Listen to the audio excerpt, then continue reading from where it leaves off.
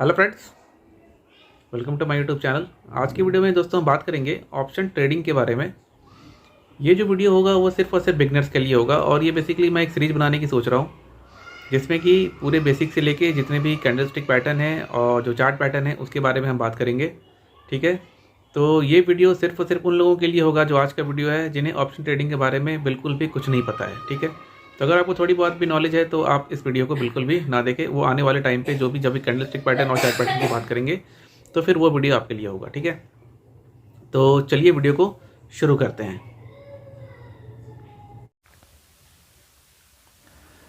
चलिए देखते हैं कि ऑप्शन ट्रेडिंग में क्या होता है। ठीक है, देखिए सबसे पहले जो ऑप्शन ट्रेडिंग में जो सबसे इंपॉर्टेंट टर्म आता है वो होता है कॉन्ट्रैक्ट।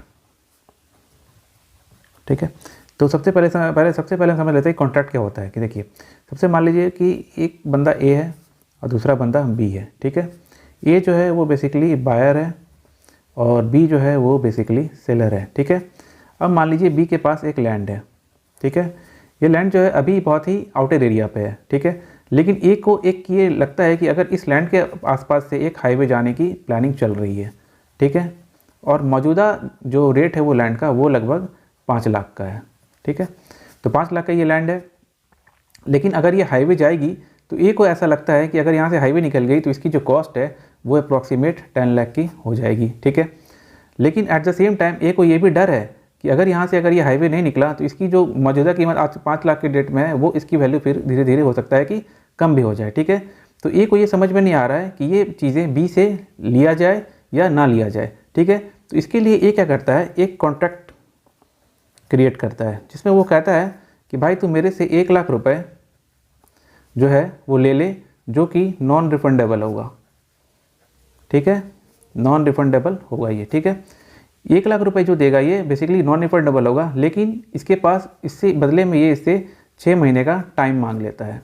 ठीक है, 6 महीने का टाइम मांग लेता है। अगर 6 महीने बाद अगर ए को ऐसा लगेगा कि वहाँ से अगर हाईवे निकल गई तो ये इसको और 5 लाख रुपए दे करके ये इससे ये चीज़ जो है ज़मीन ले लेगा, क्योंकि एक को तब तक ये मालूम पड़ जाएगा कि इसकी जो कीमत है वो लगभग 10 लाख रुपए तक हो जाएगी। इससे एक को जो है वो प्रॉफिट होने के चांसेस, यानी कि इसने पहले दे दिए अभी दिए 5 लाख रुपए और फिर दिए एक पहले से दे रखे हैं 1 लाख रुपए और ज़मीन की कीमत अगर हो गई है 10 लाख तो इसका जो प्रॉफिट निकल के आएगा वो 4 लाख के आसपास का निकल के आएगा। ठीक है, तो इस तरह से क्या करता है कि ए जो है वो बी के सामने, ए और बी के बीच में एक कॉन्ट्रैक्ट क्रिएट होता है।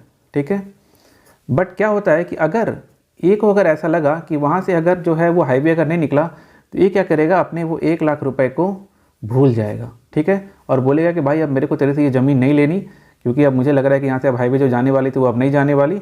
तो भाई ये पैसे अब चूँकि पहले से इन दोनों के बीच में एक कॉन्ट्रैक्ट क्रिएट हो चुका था कि ये नॉन रिफंडेबल मनी था, तो बी के पास जो है वो सारे के सारे पैसे आ जाएंगे और इस तरह से बी पूरा का पूरा 1 लाख रुपए का जो प्रीमियम था वो उसके जेब में चला जाएगा। ठीक है, तो बस मुझे यहाँ पे आपको एक चीज़ समझानी थी कि ऑप्शन ट्रेडिंग में जो है वो कॉन्ट्रैक्ट नाम की एक चीज़ होती है। बेसिकली हम इसमें एक कॉन्ट्रैक्ट लेते हैं। ठीक है, जिसमें बायर जो होता है, बायर जो इसमें 2 तरह के लोग होते हैं, एक बायर और एक सेलर। सेलर के पास एक ऑब्लिगेशन होता है कि उसको अगर एक के साथ अगर उसने डील करी है 6 महीने बाद, ये नहीं हो सकता कि सेलर ये बोले कि भाई मैं तुझे अब ज़मीन नहीं दूंगा। ठीक है, सेलर के पास की है कि उसको ये ज़मीन देनी है, अगर मुकरना है तो फिर वो बायर मुकरेगा। ठीक है, इस तरह से बस मुझे आपको एक चीज़ समझानी थी कि इसमें जो भी चीज़ें होती हैं वो कॉन्ट्रैक्ट के ऊपर होती हैं। ठीक है, अब बात कर लेते हैं हम बेसिकली कि ऑप्शन ट्रेडिंग में कितने तरह के लोग होते हैं। ऑप्शन ट्रेडिंग में अगर हम बात करें, ऑप्शन ट्रेडिंग में 2 तरह के लोग होते हैं। ठीक है, एक है बायर और एक है सेलर। बायर वो लोग होते हैं जो पहले चीज़ों को खरीदते हैं। ठीक है, यानी कि जैसे कि पहले ये 100 रुपये में खरीदेंगे, ठीक है, और 120 में इसको सेल कर देंगे। ठीक है, तो इस तरह से इनका जो होगा वो 20 रुपये के आसपास का प्रॉफिट बनेगा। ठीक है, ऑन द अदर हैंड अगर इन्होंने इसको 80 पे बेचा, 80 पे अगर ये इसको सेल करते हैं तो इसको 20 रुपये का लॉस हो जाएगा। ठीक है, तो बायर वो लोग हैं जो पहले चीज़ों को खरीदते हैं और फिर इसको बेचते हैं। ठीक है, इसके बारे में डिटेल में और भी बात करेंगे, बस अभी आप बेसिक समझ लीजिए कि ऑप्शन ट्रेडिंग में होता क्या क्या है। ठीक है, दूसरी तरफ सेलर होते हैं। सेलर क्या करते हैं कि पहले चीज़ों को बेच देते हैं। मान लो कि ये 100 रुपये में चीज़ को सीधा पहले बेच देंगे।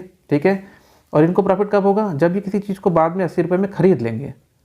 ठीक है, इस तरह से यहाँ पे इनको 100 में ख़रीदा, 100 में बेचा, 80 में ख़रीदा, तो इनको 20 रुपये का प्रॉफिट हुआ। अब अगर इन्होंने यहाँ पे 100 रुपये में ख़रीदा है और इसका दाम अगर 120 रुपये हो जाए तो फिर इस तरह से इनको 20 रुपये का नुकसान हो जाएगा। ठीक है, तो समझ गए आप कि ऑप्शन बायर जो है वो बेसिकली पहले चीज़ों को ख़रीदते हैं और फिर बाद में बेचते हैं, और जो ऑप्शन सेलर है वो पहले चीज़ को बेच देते हैं और फिर बाद में ख़रीदते हैं। उम्मीद करता हूँ कि यहाँ तक कि आपको ये चीज़ें समझ में आई होंगी। ठीक है, चलिए अब देखते हैं कि ऑप्शन ट्रेडिंग हम कहाँ कहाँ कर सकते हैं। देखिए ऑप्शन ट्रेडिंग जो है ना वो बेसिकली हम ऑप्शन ट्रेडिंग को हम कहाँ कहाँ कर सकते हैं। ये देखिए, ये चाहे तो हम स्टॉक में भी कर सकते हैं। ठीक है, और हम स्टॉक का मतलब हो गया जैसे कि SBI, HDFC और भी जितने भी सारे स्टॉक्स हैं, ठीक है, वहाँ भी कर सकते हैं, और नहीं तो फिर हम इंडेक्स में करते हैं। ठीक है, मेजरली जो पोर्शन होता है लोग वो ऑप्शंस की ट्रेडिंग करना ज़्यादा पसंद करते हैं। ठीक है, अब इंडेक्स बेसिकली क्या होता है? इंडेक्स बेसिकली होता है कलेक्शन ऑफ स्टॉक्स, मतलब इसमें कुछ कलेक्शन ऑफ स्टॉक्स। ठीक है, देखिए इसमें क्या होता है कि बेसिकली किसी भी इंडेक्स को बनाने के लिए उसमें नंबर ऑफ स्टॉक्स को ऐड किया जाता है। ठीक है, तो अभी हम बात कर लेते हैं यहाँ पे इंडेक्स की ऑप्शन ट्रेडिंग के, हम डिटेल में बात करेंगे। ठीक है, देखिए इंडेक्स में जो मेजर जो ट्रेडिंग होती है इंडेक्स में वो होती है 3 तरह की। ठीक है, पहला होता है निफ्टी 50। ठीक है, दूसरा होता है बैंक निफ्टी। ठीक है, और तीसरा होता है फिन निफ्टी। मेनली जो इंडेक्स की ट्रेडिंग होती है ऑप्शंस में वो इन 3 चीज़ों में ही होती है। ठीक है, और जब भी हम इसमें ऑप्शंस में ट्रेडिंग करते हैं तो वो बेसिकली लॉट में होता है। ठीक है, अब एक लॉट में देखिए निफ्टी की अगर हम बात करें तो एक लॉट में 50 क्वांटिटी होती है, बैंक निफ्टी में एक लॉट में 15 क्वांटिटी होती है, और फिन निफ्टी में एक लॉट में 40 क्वांटिटी होती है। ठीक है, निफ्टी की जो, अब इसमें क्या होता है कि ना इसमें एक्सपायरी के हिसाब से काम होता है। क्या होता है कि जब भी हम अभी हम बाद में बात करेंगे इसकी कि प्रीमियम्स क्या होती हैं और क्या क्या होती है, मैं बस एक बेसिक फंडा अभी क्रिएट कर रहा हूँ। ठीक है, तो इसमें क्या होता है कि अब इसकी जो एक्सपायरी होगी इसकी आप नोट कर लीजिए, मंथली और वीकली एक्सपायरी जो होती है वो होती है थर्सडे को। ठीक है, थर्सडे को होती है, और फिन निफ्टी की जो मंथली और वीकली एक्सपायरी होती है वो होती है ट्यूसडे को। ठीक है, बैंक निफ्टी की जो वीकली एक्सपायरी है वो होती है वेडनेसडे को। ठीक है, और मंथली जो एक्सपायरी होती है मंथली होती है थर्सडे को। ठीक है, समझ गया आप? निफ्टी 50 का एक लॉट 50 का, मंथली और वीकली एक्सपायरी थर्सडे को। बैंक निफ्टी का एक लॉट 15 क्वांटिटी का, और इसकी जो वीकली एक्सपायरी होती है वो वेडनेसडे को होगी, और जो मंथ के सबसे एंड में आएगी एक्सपायरी वो थर्सडे को होगी। और फिन निफ्टी की आती है वन लॉट 40 क्वांटिटी का, और इसकी जो मंथली और वीकली एक्सपायरी होती है वो होती है ट्यूसडे को। ठीक है, अब देखिए यहाँ पे होता क्या है, बेसिकली जो निफ्टी 50 है वो बेसिकली जो टॉप 50 कंपनीज हैं उनका एक कलेक्शन है स्टॉक्स का। ठीक है, यहाँ हो गए निफ्टी 50 में उन स्टॉक्स को ऐड करके ये इंडेक्स बनाया गया है। ठीक है, यानी कि जैसे जैसे वो स्टॉक्स मूव करते हैं वैसे वैसे ये निफ्टी 50 ऊपर नीचे होता है। ठीक है, दूसरे नंबर पे आता है बैंक निफ्टी। बैंक निफ्टी जो कलेक्शन है वो बैंकिंग स्टॉक्स के हैं, like HDFC, SBI, axis bank, IndusInd bank, Kotak Mahindra bank. ठीक है, और भी कुछ बैंक हैं, उन लोगों को मिला के, बट जो मेजर पोर्शन है वो HDFC, ICICI, SBI और ICICI का है और एक्सिस का है, तो इन सबको मिला के ये बैंक निफ्टी इंडेक्स क्रिएट किया गया। ठीक है, फिर निफ्टी में कुछ फाइनेंस के इंस्टीट्यूट, कुछ फाइनेंशियल स्टॉक्स हैं और कुछ बैंकिंग स्टॉक मिला के ये फिर निफ्टी बना हुआ है। ठीक है, अब हम बात कर लेते हैं अगर हमें इसमें ट्रेडिंग करनी होगी तो हम फिर कैसे स्टार्ट करेंगे। देखिए ऑप्शन ट्रेडिंग में ना, अब यहाँ से गौर से सुनिएगा, ऑप्शन ट्रेडिंग में 2 तरह के ऑप्शन होते हैं। ठीक है, एक होता है कॉल ऑप्शन और एक होता है पुट ऑप्शन। ठीक है, कॉल ऑप्शन और पुट ऑप्शन, बेसिकली यहाँ पे 2 ऑप्शन हम खरीदते हैं। ठीक है, अब कॉल ऑप्शन हम कब खरीदते हैं, पुट ऑप्शन कब खरीदते हैं, चीज़ों को अच्छे से समझिए। ठीक है, देखिए सबसे पहले मैंने बताया था 2 तरह के लोग होते हैं। पहला ऑप्शन बायर।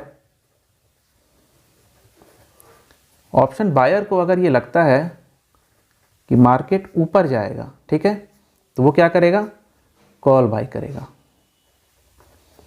ठीक है, उसी तरह से अगर ऑप्शन बायर को लगता है कि मार्केट जो है वो नीचे गिरेगा तो वो क्या करेगा, पुट बाय करेगा। समझ गए? अब हम बात कर लेते हैं ऑप्शन सेलर की। ऑप्शन सेलर को अगर लगता है कि मार्केट गिरेगा तो वो क्या करेगा, कॉल को सेल करेगा, ठीक है। और उसी तरह से ऑप्शन सेलर को अगर लगता है कि मार्केट उठेगा तो वो क्या करेगा,